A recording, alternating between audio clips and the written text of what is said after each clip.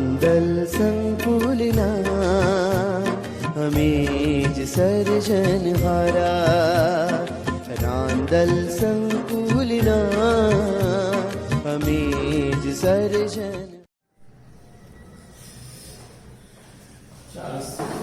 વિદ્યાર્થી મિત્રો, ઓનલાઈન એજ્યુકેશનમાં આપનું હાર્દિક સ્વાગત છે. આજે જોઈએ આપણે ધોરણ 5 ગણિત માં સ્વાધ્યાય 10 બીજા સત્રનું. તેમાં દાખલો છે ત્રીજો. તમારી સ્વાધ્યાય પોથી ખોલજો, પાના નંબર 32. કે એક ઈંડાની કિંમત 5.50 હોય, 5.50 એટલે 5.5 રૂપિયા, 5 રૂપિયા આખા અને 50 પૈસા અડધો રૂપિયો, બરાબર. 5.5 હોય તો 6 ઈંડાની કિંમત કેટલી થાય? એક ની આપેલી છે અને આપણે કેટલાની શોધવાની છે? વધારેની. 6 ની એટલે ગુણાકાર. એક નું આપેલું હોય અને વધારે શોધવું હોય ત્યારે આપણે ગુણાકાર કરીએ છીએ. તો એક ઈંડાની કિંમત છે 5.50. 5.50 ગુણ્યા 6 બરાબર. આ એક ઈંડાની કિંમત આવે આપણને 6 ઈંડાની મળશે. તો 6 ને 0 સાથે ગુણીએ તો 0, 6 35 ની 0 વધી 3, પછી 6 35 ને 3 33. હવે પોઈન્ટ મૂકવાનો છે. અહીંયા પોઈન્ટ પછી એક 2 આમ છે તો 1 2 પછી પોઈન્ટ અહીંયા નથી એટલે 1 2 પછી પોઈન્ટ અહીંયા 33 રૂપિયા. તો શું લખશું આપણે? 6 ઈંડાની કિંમત રૂપિયા 33 થાય. ચાલો હવે પછીનું છે એક નોટબુક ની કિંમત 15.50 હોય એટલે કે 15.5 રૂપિયા, 15 રૂપિયા અને 50 પૈસા. તો 124 માં કેટલી નોટબુક ખરીદી શકાય? હવે આપણને એકના આટલા તો આટલી નોટબુક ના કેટલા એવું નથી આવ્યું. આપણને એવું કીધું છે કે 124 રૂપિયામાં કેટલી નોટબુક ખરીદી શકાય. તો આપણે શું આમ રકમ બનશે? ભાગાકાર કરો દિશામાં કે 124 ભાગ્યા આખો રૂપિયા છે અને કેટલા રૂપિયામાં એક મળે? 15.50. તો 15.50 બરાબર. હવે અહીંયા આપણે આ પોઈન્ટ કાઢવો હોય તો આપણે શું કરીએ? ઉપર આપણે 100 મૂકીએ એટલે પોઈન્ટ નીકળશે. તો 124 છેદમાં 1550 ગુણ્યા 100. 100 વડે ગુણવાના, ઉપર 100 લગાડવાના, બરાબર. હવે આ 0 0 ઉડી જશે. હવે શું વધ્યું? 124 છેદમાં 155. 124 છેદમાં 155 ને આ 10 છે એટલે આનો ગુણાકારનો સંબંધ છે એટલે શું થશે? એક મિનિટ વધારે દેવાનું. 1240 છેદમાં 155. હવે આનો આપણે ભાગાકાર કરવો પડશે. શું કરવું પડશે? ભાગાકાર. 1240 ભાગ્યા 155. ચાલો હવે 155 ને અહીંયા 3 રકમ લ્યો તો એથી નાની છે 124. તો ચારે ચાર રકમ સાથે લેવી પડશે. આપણે અંદાજાનો ગુણાકાર કરીએ 155 અઠા કરીએ 8 × 40 0 વધી 4, 8 × 40 44 છોકરો વધી 4, 8 × 4 12 આવી ગયા. 155 અઠા 1240 બરાબર. તો અહીંયા 8 ભાગ ચાલશે 1240 બરાબર. તો અહીંયા આપણે સીધો મૂકી શકીએ, સીધો જવાબ પણ મૂકી શકીએ સાઈડમાં ભાગાકાર કરી લખો તો અહીંયા પણ આપણે ભાગાકાર કરી શકીએ. તો શું આવ્યું? 8. તો 124 રૂપિયામાં 8 નોટબુક ખરીદી શકાય. અહીં લખવાનું 8 નોટબુક ખરીદી શકાય, બરાબર. ચાલો હવે આપણે આ 15.50 ગુણ્યા 8 કરીએ તો શું જવાબ આવે? 124 આવી જતા હોય.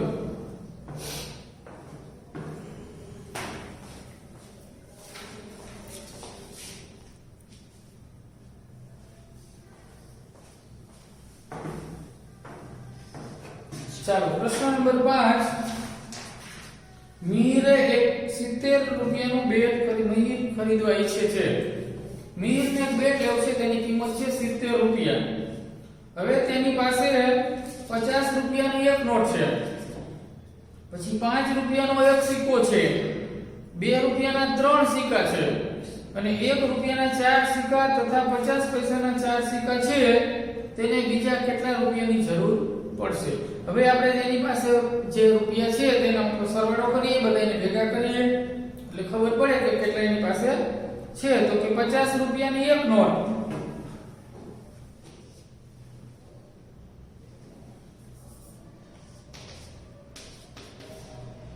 બરાબર. આ છે 50 રૂપિયાની, રૂપિયા 50 ની એક નોટ એટલે 50 રૂપિયા, બરાબર. પછી બીજું છે 5 રૂપિયાનો એક સિક્કો એટલે 5 રૂપિયા, રૂપિયા 5 નો એક સિક્કો. ચાલો, પછી છે 2 રૂપિયાના 3 સિક્કા એટલે રૂપિયા 2 ના 3 સિક્કા એટલે કેટલા રૂપિયા થાય? 3 દુ 6 રૂપિયા.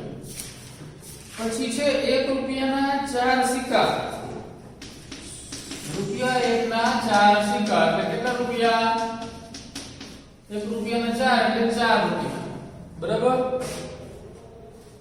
પછી 50 પૈસાના 4 સિક્કા, 50 પૈસાના 4 સિક્કા એટલે કેટલા રૂપિયા? 2 રૂપિયા, બરાબર. 2, બરાબર. હવે કાઈ છે નહીં, તો આ બધાનો આપણે કરશું સરવાળો. 5 ને 6 11, 11 ને 4 15, 15 ને 2 17 નો સાતડો વધી 1, 8 ને 6. કુલ રૂપિયા કેટલા છે એની પાસે? કુલ રૂપિયા 67 રૂપિયા થયા. અને એને 70 રૂપિયાનું બેગ લેવું છે તો 70 રૂપિયા બેગની કિંમત અને 67 રૂપિયા કોનું નામ છે? મિહિર. મિહિર પાસે છે.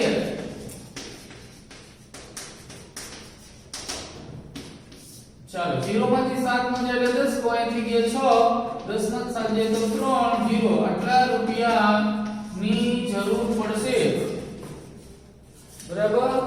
3 રૂપિયાની જરૂર પડશે. મિહિરને 3 રૂપિયા કોઈની પાસેથી લાવવા પડે એટલે તેને ભેટ મળે.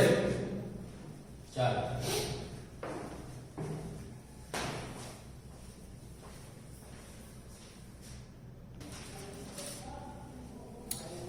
ચાલો પ્રશ્ન નંબર 7 શબ્દોમાં લખો.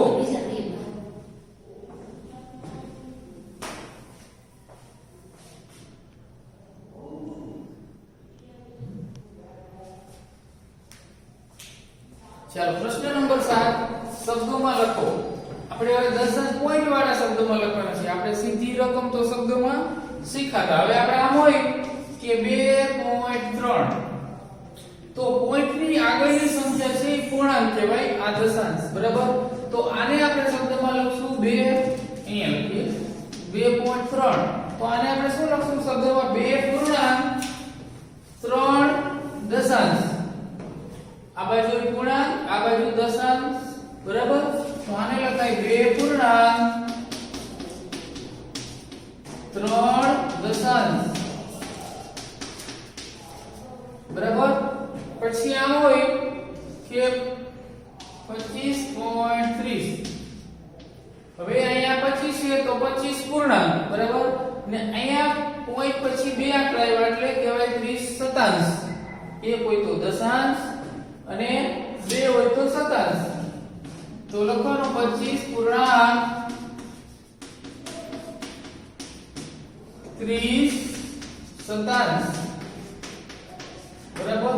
પછી અહીંયા 3 આંકડા હોય તો સહસ્ત્રાંશ બોલીએ આપણે. અહીંયા હોય કે 252.312, બરાબર. તો આને શું લખાય? આ પોઈન્ટ ની આગળ એકમ દશક 252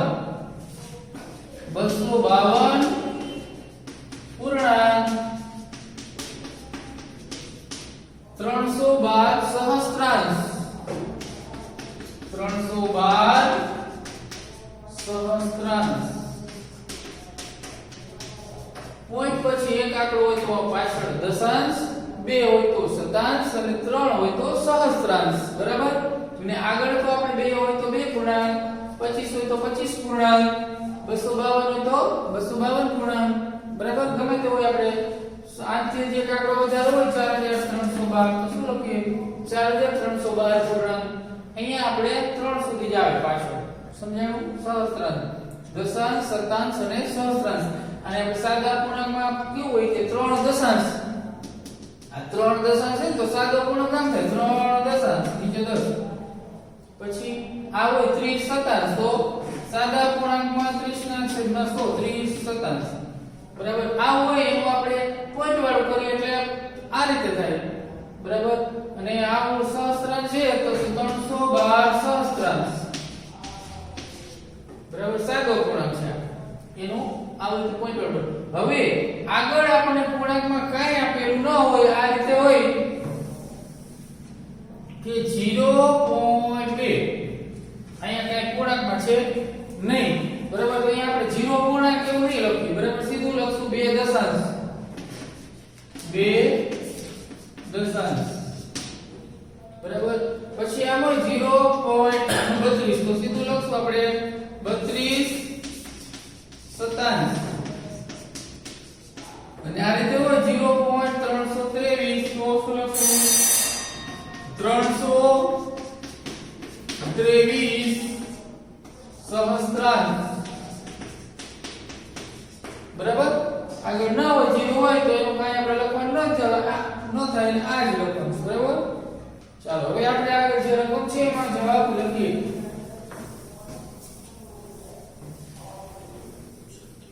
ચાલો પેલું શું છે 0.4 શું લખશું 4 દશાંશ પૂર્ણાંકમાં કાંઈ છે ને એટલે 4 દશાંશ ચાલો પછી આમાં પણ પૂર્ણાંકમાં નથી એટલે 8 દશાંશ પછી ત્રીજું અહીંયા 1 છે પૂર્ણાંકમાં તો લખશું 1 પૂર્ણાંક 6 દશાંશ ચાલો પછી ચોથું છે 14.9 તો 14 પૂર્ણાંક 9 દશાંશ પછી અહીંયા પૂર્ણાંકમાં કઈ છે નહીં બરાબર એટલે 25 શતાંશ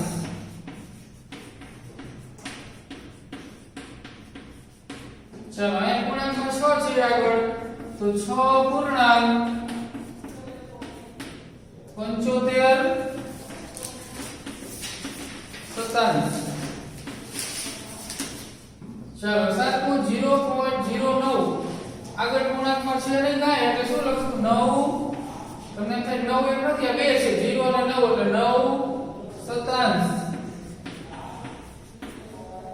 પછી આઠમું 3 પૂર્ણાંક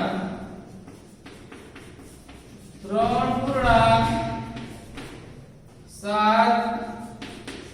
શતાંશ બરાબર ચાલો હવે એના પછીનો પ્રશ્ન આપણે શબ્દમાં આપેલું છે અને અંકમાં લખવાનું છે તો પ્રશ્ન નંબર 8 અંકમાં લખો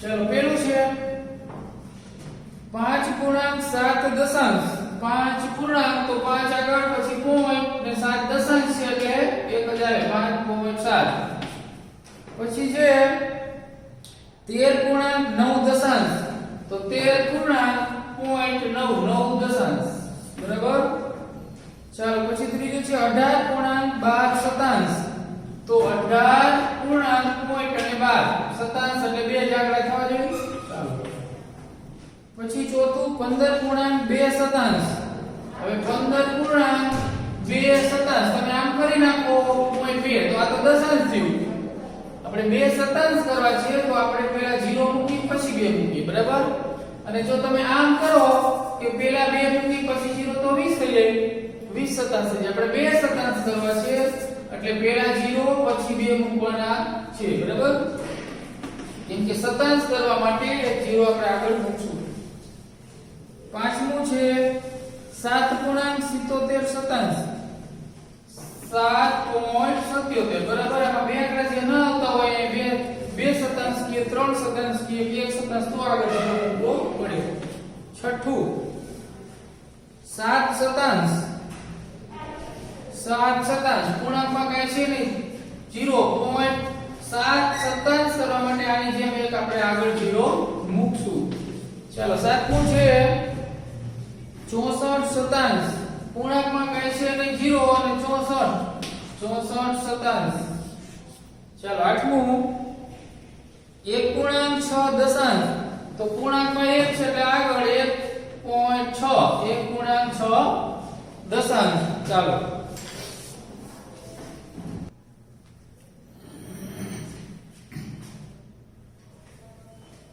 પ્રશ્ન નંબર 9 દશાંશ અપૂર્ણાંકના સ્વરૂપમાં લખો.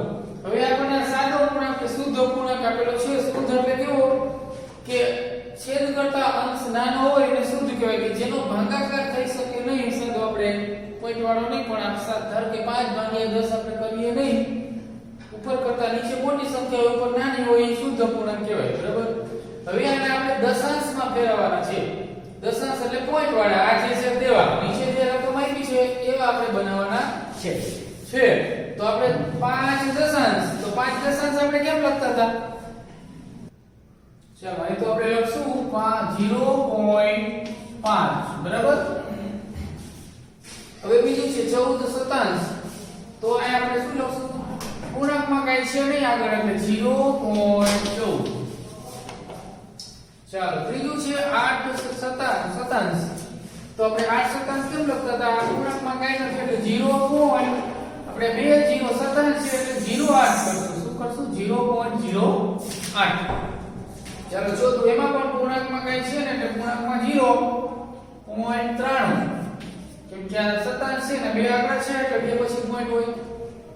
ચાલો હવે પાંચમું, એમાં બે પૂર્ણાંક છે, આગળ બે આપણને આપેલા છે તો 2.7 શતાંશ, તો બે 0 છે ને શતાંશમાં, ના એક છે તો આપણે 0.7 લખશું.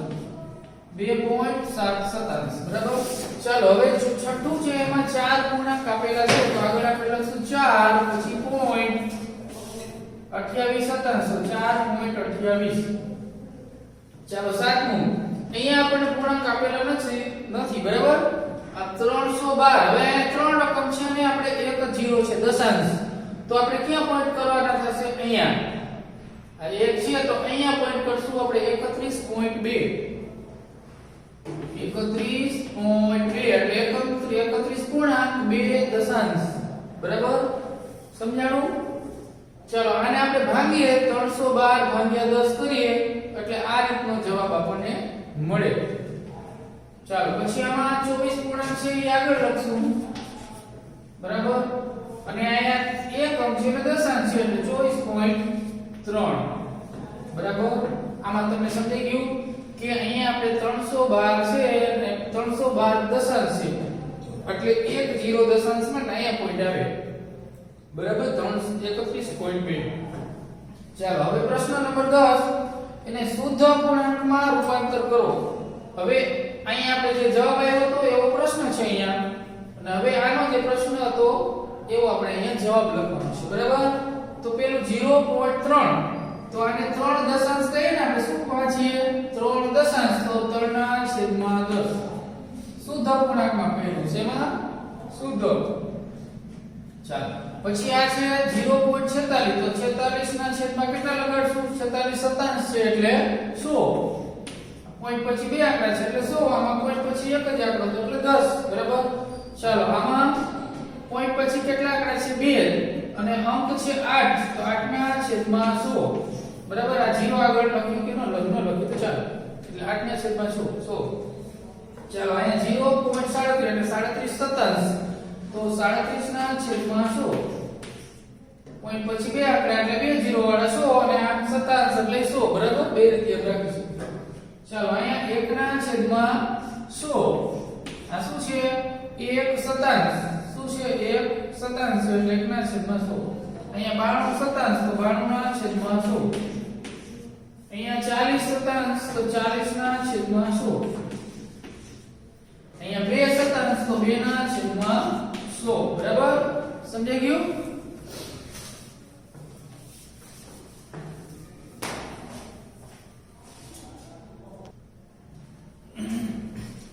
ચાલો પ્રશ્ન નંબર 11, મિશ્ર સંખ્યાના સ્વરૂપમાં લખો. મિશ્ર સંખ્યા એટલે આપણને ખબર છે કે સાઈડમાં હોય પૂર્ણાંક અને ઉપર હોય અને નીચે હોય, આ ત્રણ સ્વરૂપે હોય. અને મિશ્ર સંખ્યા આપણે કહીએ કે જે મિશ્રમાં પૂર્ણાંક ભળેલી હોય અને અપૂર્ણાંક પણ હોય. તો આ 3 પૂર્ણાંક છે એના પર 3 પછી 7 ઉપર લખશું અને 7 દશાંશ છે એટલે નીચે 10. સમજાણું? 3 પૂર્ણાંક 7 દશાંશ. બરાબર. ચાલો પછી બીજું છે 5 પૂર્ણાંક 3 શતાંશ. આ પોઈન્ટ પછી બે આંકડા છે એટલે શતાંશ. 3 5 પૂર્ણાંક 3 શતાંશ. અહીંયા 9 પૂર્ણાંક 47 શતાંશ. ચાલો અહીં 37 પૂર્ણાંક 6 દશાંશ. ચાલો અહીં શું આવશે? 25 પૂર્ણાંક 2 શતાંશ. ચાલો અહીંયા 8 પૂર્ણાંક 50 શતાંશ. 6 પૂર્ણાંક 18 શતાંશ. 29 પૂર્ણાંક 29 શતાંશ. બરાબર. ચાલો હવે દશાંશ સ્વરૂપની સંખ્યા દ્વારા ખાલી જગ્યા પૂરો. હવે આના જેવું છે, આનો જે જવાબ છે પ્રશ્ન છે એટલે આપણે આ દશાંશ અપૂર્ણાંક બનાવવાના છે. ચાલો હવે તો પેલું છે આને શું સમજવાનું? 3 પૂર્ણાંક 4 દશાંશ. અહીંયા જે હતું આપણે લખ્યું 3 પૂર્ણાંક 7 દશાંશ એવું સમજવાનું છે. આ પ્લસ છે એ આ મિશ્ર સ્વરૂપ સમજવાનું. 3 પૂર્ણાંક 4 દશાંશ આવું સમજવાનું છે. તો અહીંયા આપણે 3 પૂર્ણાંક છે પછી પોઈન્ટ આવે. બરાબર. 3 પૂર્ણાંક 3.4 દશાંશ છે એટલે ખાલી ફક્ત 4. પછી અહીંયા 5 પૂર્ણાંક પછી પોઈન્ટ 7 શતાંશ એટલે ખાલી 7 મૂકીએ તો દશાંશ કહેવાય એટલે 0 7 મૂકવા પડશે કેમ કે શતાંશ છે એટલે. ચાલો અહીંયા 79.83. બરાબર. ચાલો પછી અહીંયા 4.15.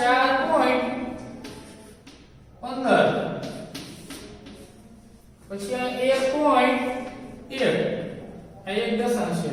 પછી આ 15.8. બરાબર. સમજાઈ ગયું?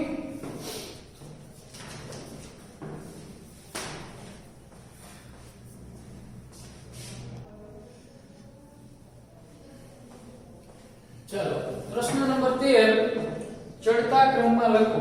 હવે આપણે સાદી સંખ્યા હોય દશાંશ ન હોય એવી આપણે ચડતા ક્રમમાં શીખ્યા. તો ચડતા ક્રમમાં પહેલા કેવી સંખ્યા લખવાની? નાની. સૌથી પહેલા નાની. ચડતા ક્રમમાં આપણે કીધું તો ચકલી, ચડતા ક્રમમાં ચકલી નાની એટલે પહેલા નાની. ઘણા ભૂલી જાય છે કે મોટી લખે પહેલા, પણ ચડતા ક્રમમાં નાની નાની નાની નાની ગોતી લખવાની છે. બરાબર.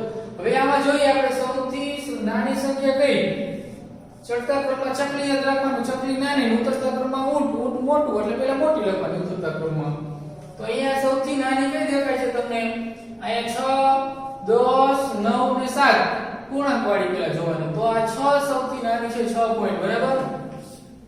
તો 6.24. બરાબર. ચાલો પછી હવે અહીંયા 10 9 7 તો સૌથી નાના શું કહેવાય? 7 તો 7.20. ચાલો હવે આ 10 અને 9 માં નાનું શું છે? 10 9 તો 9.11. બરાબર. હવે છેલ્લે વધ્યા 10.05. બરાબર. ચાલો હવે બીજી સંખ્યામાં સૌથી નાની કઈ દેખાય? 15 પછી પોઈન્ટ 13 12 અને 16 તો સૌથી નાના 12.34. હવે આ ત્રણ વૈદ્યમાં નાના છે આ 13 તો 13.29. હવે વધ્યા 16 અને 15 તો આ 15.24 લખશું. 15.24 અને છેલ્લે આવશે 16.11. ચાલો હવે આ સંખ્યા છે ત્રીજી. એમાં નાની જો હવે એમાં તમે જુઓ કે બધામાં પૂર્ણાંક 5 છે. 5 5 5 5 બધામાં 5 તો નાની કઈ ગણવાની? તો પછી હવે પોઈન્ટ વાળા જવાના. પોઈન્ટ પછી અહીંયા 0 અહીંયા 3 અહીંયા 2 અને અહીંયા 3 તો શું નાનું કહેવાય? 0 નાનો ને બધાય કરતા. તો આ લખશું આપણે સૌથી નાની 5.03. 5.03. હવે આ એમાં પોઈન્ટ પછી અહીંયા 3 અહીંયા 2 અહીંયા 3 તો કઈ નાની? આ બે વાળી 5.23. તો એ લખશું 5.23. ચાલો હવે બે વધી એમાં જોતું જવાનું. 5 અહીંયા 5 પછી પોઈન્ટ પછી 3 અહીંયા 3 તો બીજો આંકડો જોવાનો છે અહીંયા 0 અહીંયા 2 તો નાનું કયું આ 30 સામે આપણને ખબર પડી જાય 30 નાના 32 મોટા તો આવશે 5.30 અને પછી છેલ્લે આવશે 5.32 ચાલો હવે ચોથી સંખ્યા એમાં પણ એમ જ છે પૂર્ણાંકમાં બધામાં 11 છે અહીંયા બરાબર તો હવે પોઈન્ટ પછીનો આંકડો જોઈએ દશાંશમાં અહીંયા 4 અહીંયા 3 અહીંયા 3 અહીંયા 4 તો આ 2 3 3 વાળા છે હવે એમાં નાનું ગોતવાનું કે અહીંયા પોઈન્ટ પછી 34 ને અહીંયા 30 તો આ નાનું કહેવાય 30 વાળું બરાબર તો 11.30 પછી તરત આ 11.34 હવે બે છે એમાં નાની અહીંયા 11.43 ને 11.40 તો 40 વાળું નાનું બરાબર 11.40 પછી આવશે 11.43 ચાલો પછી પાંચમું એમાં પણ બધાયમાં ત્રણ પૂર્ણાંક છે તો આપણે દશાંશ રૂપ જોયા 1 0 8 ને 8 તો આપણે પહેલા 0 વાળું 3.08 ચાલો હવે પછી આ એક વાળું પોઈન્ટ પછી એક છે બરાબર 3.18 હવે બે છે 3.80 3.81 તો નાના 80 વાળા કહેવાય ને 81 પછી આવશે તો 3.80 3.81 બરાબર ચાલો છઠ્ઠો ક્રમ પૂરો હવે ઉતરતા ક્રમમાં લખો ઉતરતા ક્રમમાં ઊંટ મોટું તો પહેલા મોટી મોટી ગોતવાની બરાબર ચાલો અહીં 8 પોઈન્ટ 12 પોઈન્ટ 10 પોઈન્ટ 11 પોઈન્ટ તો 12 પોઈન્ટ વાળું સૌથી મોટું 12.21 ચાલો હવે દ્વિયમાં મોટું કયું છે 11 પોઈન્ટ વાળું તો 11.44 હવે બે વૈદ્યમાં 10 ને 8 તો 10 વાળું 10.52 અને છેલ્લે છે 8.31 ચાલો હવે બીજી સંખ્યામાં મોટું જુઓ આ 19 પોઈન્ટ છે આ 17 18 અને 16 તો 19 વાળું મોટું 19.81 ચાલો હવે ત્રણ વૈદ્યમાં 18.81 હવે બે વૈદ્યમાં 17.93 છેલ્લે આવશે 16.61 ચાલો હવે ત્રીજું એમાં બધાયમાં પૂર્ણાંકમાં આગળ 0 છે પછી 0.18 31 32 તો આમ જોઈએ તો સૌથી મોટા 32 પોઈન્ટ પછી આ એકડો આ તગડો આ બગડા બે માં તગડો છે તો આ 31 ના 32 તો સૌથી મોટું 0.32 પછી આવશે 0.31 હવે મોટા કયા છે 13 અને 23 તો 23 મોટા 0.23 અને 0.13 છે બરાબર ચાલો હવે આમાં બધાયમાં 5 5 5 5 પૂર્ણાંકમાં 5 છે બધાય હવે જોવાનું પાછળ 29 19 91 92 તો મોટા કયા કહેવાય 92 અને પોઈન્ટ પછી આ બગડો એકડો નવડો તો આપણે નવડામાં જોઈએ પોઈન્ટ પછી આ 9 તો 92 ના 91 તો પહેલા આવશે પછી આ 5.92 પછી 5.91 બરાબર હવે આવી ગયા હવે અહીંયા 5.29 5.19 તો મોટું કયું છે 5.29 પછી આવશે 5.19 ચાલો છેલ્લું લાસ્ટ અહીંયા પણ પૂર્ણાંકમાં બધાયમાં 4 છે તો સૌથી મોટું અહીંયા 22 32 12 ને 2 તો આ 32 વાળું સૌથી મોટું 4.32 પછી મોટું છે 22 4.22 પછી આવશે 4.12 અને છેલ્લે આવશે 4.2 બરાબર રેડી આ રીતે આપણે ઉતરતા ક્રમમાં લખ્યા